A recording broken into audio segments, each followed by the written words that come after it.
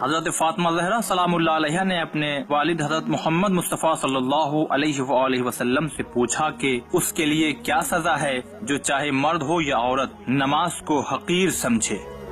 فرمایا، اے فاطمہ، عورتوں اور مردوں میں سے جو بھی نماز سے سستی کرے خدا اس کو 15 خصلتوں سے دوچار کر دے گا۔ ان میں سے 6 دنیا میں، 3 مرتے وقت، 3 قبر میں اور 3 قیامت میں جب وہ قبر سے اٹھے گا۔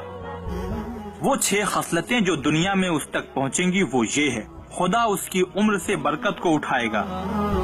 خدا اس کے رزق سے برکت کو چھین لے گا،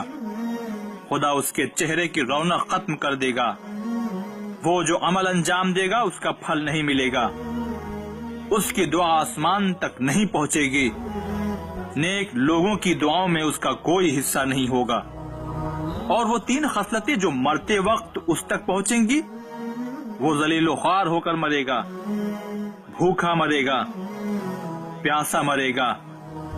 اور وہ 3 خصلتیں جو اسے قبر میں ملیں گی وہ یہ ہے کہ خدا اس کی قبر میں ایک فرشتہ مقرر کرے گا جو اسے سزا اور عذاب دے گا۔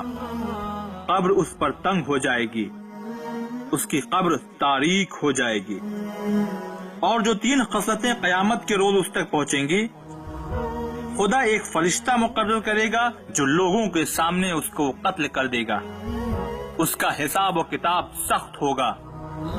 خدا اس کی طرف نہیں دیکھے گا، اسے پاک نہیں کرے گا اور اس کے لیے دردناک عذاب ہوگا۔ لہذا